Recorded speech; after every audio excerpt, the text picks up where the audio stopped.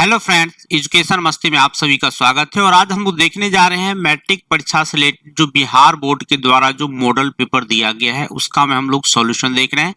पिछले वीडियो में मैंने ऑब्जेक्टिव क्वेश्चंस का 1 से लेकर 10 तक के क्वेश्चंस को हमने सॉल्व किया था और पूरे डीपली कॉन्सेप्ट लिया था। अगर आपने वो वीडियो अगर नहीं देखा है तो एक बार जरूर उसको देख लीजिएगा। क्वेश्चन नंबर आज जो हम लोग देखने जा रहे हैं 11 नंबर क्वेश्चन भी बहुत ही बेहतरीन क्वेश्चन है। क्या क्वेश्चन में ये थोड़ा सा देखिए, कह रहा है कि यदि 65 तथा 117 का मौसौ 65 n माइनस 117 के रूप में है तो n का मान है। यानी ये कह रहा है कि 65 और 117 का आपको क्या निकालना है, HCF निकालना है। तो भाई मेरी क्या करना है, आपको 65 और 117 का आप सिंपल तौर पे HCF निकाल लीजिएगा। ठीक है, 1 से लग जाएगा आपका, यहाँ पे ये हो गया आपका 65। सिंपल वे में हम निकाल लेते हैं। 7 में से 5 घटा तो यहाँ हो गया मेरा 2, ये हो गया मेरा 11 में से 6 घटा तो ये हो गया मेरा 5, फिर यहाँ पे हो गया मेरा 65, यहाँ पे आ गया मेरा 1 से 52, ये हो गया मेरा 13, ये हो गया मेरा 52, ये हो गया मेरा 13 चौका 52, यानी यहाँ पर हो गया मेरा 4। चलिए यहाँ पर हम लोग लिखते हैं 4, 52, ये मेरा कैंसिल। यानी ये कहने का मकसद कि मेरा HCF जो आया यहाँ पर, HCF कितना आ गया मेरा 13 आ गया। क्वेश्चन में कह रहा है कि इसका HCF जो है 65n माइनस 117 के रूप में, तब कह रहा है कि n का मान चाहिए। यानी आपको क्या करना है, अब यहाँ पर 65n माइनस 117 बराबर कर देना है 113, सॉरी 113 नहीं है, 13 है सिर्फ, हम लोग HCF 13 सिर्फ लाए हैं, 13 यहाँ पे हो गया आपका 65n बराबर 13 प्लस 117, यानी 65n इज इक्वल टू हो गया मेरा 130। तो n इज इक्वल टू हो गया मेरा 130 बट्टा 65, डिवाइड कीजिएगा, 65 दूना 130, यानी n का मान आपका आ गया 2, जो आपको ऑप्शन सी में यहाँ दिया गया है। सी ऑप्शन इसका बिल्कुल ही सही जवाब है। ठीक है, कोई प्रॉब्लम हो तो जरूर कमेंट कर दीजिएगा, साथ में चैनल पे नए हैं तो जरूर सब्सक्राइब कर लीजिएगा। यहाँ पर क्या करें ये थोड़ा सा देखिए, 141 बट्टा 120 का दशमलव प्रसार दशमलव के कितने स्थानों के बाद शांत होगा। यानी आपको क्या करना है, 141 बट्टा 120।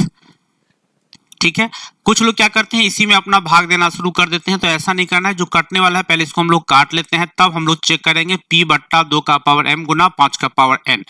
तो हम अगर इसको 3 से कैंसिल करें तो 3 चौका 12, 40, यहाँ पे 3 चौका 12 और 3 सत्ते 21, ये आ गया मेरा फाइनली 47/40। अब हम लोग 40 का अभाज्य गुणनखंड कर लेते हैं 2 से, ये हो गया मेरा 20, ये हो गया मेरा 2 से 10, फिर 2 से लगाएंगे, यानी ये मेरा फाइनली जो आया कितना आ गया, 47 बट्टा 2 का पावर 3 गुना 5 का पावर 1 है। अब यहाँ पे देखिए हमको जितना 2 चाहिए उतना ही 5 चाहिए, थोड़ा सा इसमें अलग है, तो हम लोग इसको क्या कर लेते हैं, एडजस्ट कर लेते हैं। इसको क्या होगा मेरा, यहाँ हो जाएगा मेरा 47, थोड़ा सा पेज एडजस्ट कर ले, हाँ 47 बाई 2 का पावर 3 गुना 5, 1 है ही, 5 2 ठो और दे देते हैं और ऊपर में भी हमको 2 ठो देना पड़ेगा। ठीक है, ये आ गया मेरा कितना, 47 बट्टा गुना 5 का पावर 2, ये हो गया मेरा 25 बट्टा में ये हो गया 5 और दूना 10 का पावर 3।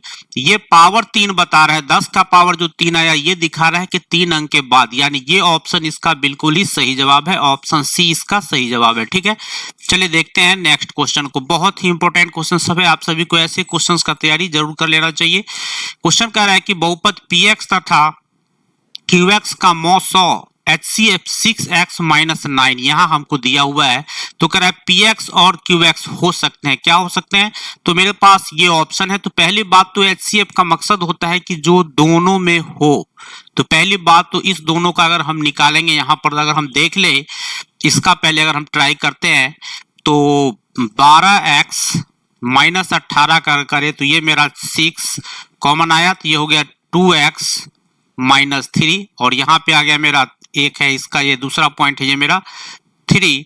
अगर हम इसका HCF निकालें तो क्या होगा, देखिए 2x - 3 जो है ये इसमें नहीं है, मतलब ये पॉसिबल नहीं है। ठीक है, ये देखिए सेम उसी तरह ये भी पॉसिबल नहीं है, चूंकि HCF है।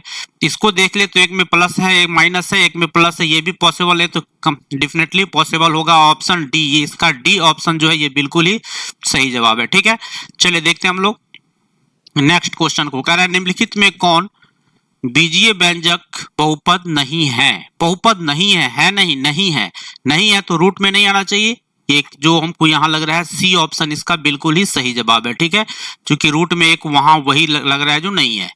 बाकी ये बहुपद मेरा नहीं है, ये वाला, बाकी सब बहुपद होगा। चेक कर लीजिएगा एक बार। ऐसे क्वेश्चन नंबर 15, क्वेश्चन नंबर 15 में क्या कर रहा है कि यदि बहुपद, बहुपद हमको दिया हुआ है क्या चीज की 5y² - y + 25, ये मेरा एक बहुपद दिया हुआ है px।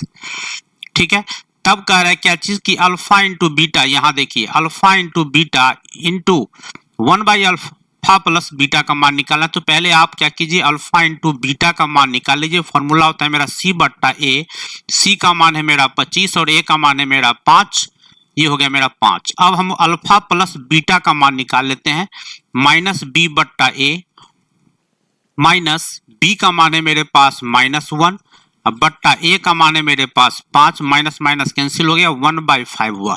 अब देखिए हमको मान क्या चीज का निकालना है, हमको चाहिए यहाँ पे अल्फा इंटू बीटा इंटू 1/अल्फा प्लस बीटा।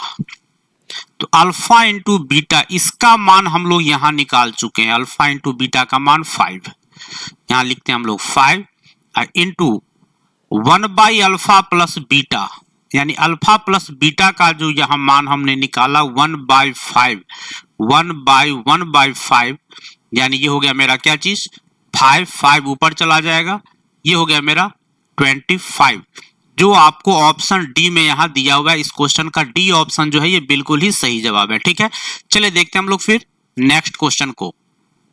क्वेश्चन नंबर 16 में क्या कहा जा रहा है कि यदि बहुपद px का एक शून्यक 5 है तो निम्नलिखित में कौन px का एक गुणनखंड हो सकता है? ध्यान रखिएगा कि यहाँ पे शून्यक दिया हुआ है 5 + 5 है, तो इसका एक गुणनखंड -5, यानी ये आंसर बनेगा x - 5। एक अगर समझ में आ गया हो तो ये बताइए कि अगर एक शून्यक मेरे पास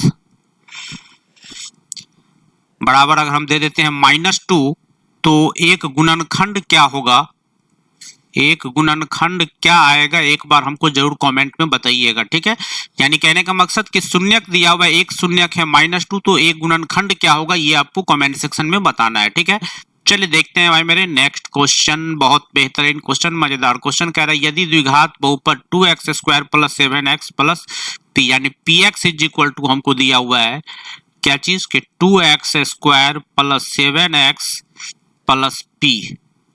ठीक है, यहां पर थोड़ा सा अलग करके लिखते हैं हम लोग, क्योंकि वहां क्वेश्चन भी है। px = मेरे पास जो दिया हुआ है 2x² + 7x + p। फिर कह रहा है कि α² + β² + अल्फा बीटा, ये हमको दिया हुआ है 21/4। तो पहले आप इससे अल्फा प्लस बीटा का मान निकाल लीजिए, आ जाएगा आपका क्या चीज -b/a। तो -b का मान है 7/a का मान है 2। फिर आपको क्या करना है, अल्फा इंटू बीटा का मान निकाल लेना है, जो आपका c/a होता है। c का मान है मेरे पास p, तो p/2। अब मान क्या दिया हुआ है हमको दिया हुआ है कि α² + β² + अल्फा बीटा = दिया हुआ है मेरा 21/बट्टा में है 4। अब हम देखिए यहाँ पे α² + β² प्लस, अगर हम यहाँ पे अल्फा बीटा तो मेरे पास है ही, एक और अल्फा बीटा जोड़ देते हैं और एक अल्फा बीटा हम लोग घटा देते हैं, कोई फर्क नहीं पड़ेगा, 21/4 है। क्यों लिखें, क्योंकि ये अल्फा बीटा और ये अल्फा बीटा मिलके 2 अल्फा बीटा हो जाएगा। यहाँ पे हो गया मेरा α² + β² + 2 alpha beta minus alpha beta = हो गया मेरा 21/4। ठीक है, अब यहाँ पे देखिए यहां से लेकर के यहां तक मेरा फॉर्मूला सेट हो रहा है। क्या चीज का सेट हो रहा है? क्या चीज का सेट हो रहा है? यहाँ पे अल्फा प्लस बीटा का होल स्क्वायर, यहाँ पर हम लिख सकते हैं अल्फा प्लस बीटा का whole square minus alpha beta is equal to हो गया मेरा 21/4। अब अल्फा प्लस बीटा का मान डाल दीजिए जो आपको यहाँ दिया हुआ है, निकाले हम लोग 7/2 माइनस 7/2 है, माइनस 7/2 का whole square minus alpha into beta का मान यहाँ निकाल चुके हैं हम लोग, यहाँ पर p/2 इज इक्वल टू हो गया मेरा 21/4। इससे अगर हम निकाले यहाँ पर तो क्या हो जाएगा मेरा, ये हो गया मेरा 49/4 minus p/2 is equal to आ गया मेरा क्या चीज 21/4, यानी 49/4 माइनस 21/4 इज इक्वल टू हो गया मेरा p/2। ठीक है, थोड़ा सा देखिए यहाँ पे क्या आने वाला है, 49 में से 21 घट जाएगा तो ये हो गया मेरा 28/4 बराबर हो गया मेरा p/2, 4 सत्ते 28, तो p का मान आ गया, क्रॉस मल्टीप्लीकेशन कीजिएगा 7 दूना 14 जो आपका आंसर हो जाएगा, यानी इसका सी ऑप्शन जो है ये आंसर इसका बिल्कुल ही सही जवाब है। ठीक है, यानी इसमें सी आंसर आ जाएगा, p का मान हमको कितना आ जाएगा 14। ठीक, चलिए देखते हैं हम लोग नेक्स्ट क्वेश्चन को। क्वेश्चन नंबर 18 कह रहा है कि x-2 इंटू एक्स प्लस 2, तो इसका अगर घात देखिए इतना का, तो अगर एडजस्ट कीजिए तो इसका घात हो जाएगा मेरा x, इसका घात हो गया मेरा 2, और इसका घात देखिएगा तो ये 3 और एक ये एडजस्ट हो जाएगा तो 4, इसका घात हो जाएगा मेरा 4। अब ये मत सोचे कि 4 2 6 घात कर लेते हैं चूंकि प्लस दिया है, तो ऐसा नहीं, हाईएस्ट वाला हो जाएगा, घात इसका 4 हो गया, ऑप्शन ए इसका बिल्कुल ही सही जवाब है। ठीक है, चलिए क्वेश्चन नंबर 19 देखते हैं। 19 में कह रहा है बहुपद ay² plus by plus c जहां a इज नॉट इक्वल 0 का आलेख होता है, परवलय होता है भाई मेरे, ये हो गया ऑप्शन ए। ठीक है, क्वेश्चन नंबर 20 कह रहा है rx इज इक्वल टू, यहां दिया हुआ है x² plus bx plus c के शून्यक 6 और -2 है। देखिए क्वेश्चन आपको 2 नंबर में भी ये क्वेश्चन पूछा जाता है, कई बार पूछा भी है, ध्यान से देखिएगा। यहाँ पे हमको rx इज इक्वल टू जो हमको दिया हुआ है, क्या दिया हुआ है, rx इज इक्वल टू हमको दे दिया है कि x² plus bx plus c, ये हमको दिया हुआ है। एक शून्यक जो है, मान लेते हैं इसका एक शून्यक अल्फा है जो 6 है और दूसरा शून्यक बीटा है जो -2 है। अब अगर हम अल्फा प्लस बीटा का मान निकाले तो 6 जोड़ -2 होगा।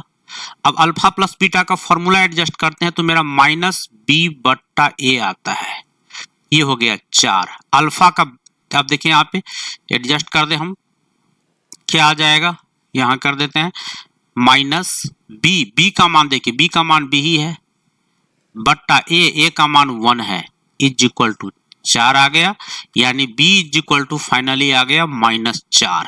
ठीक है, b का मान हमको मिल चुका, -4 देखिए ऑप्शन अगर छांटे तो a भी ऑप्शन हो सकता है और b भी ऑप्शन हो सकता है, तो अभी हम लोग फाइनल डिसीजन पे भी नहीं पहुंचे हैं।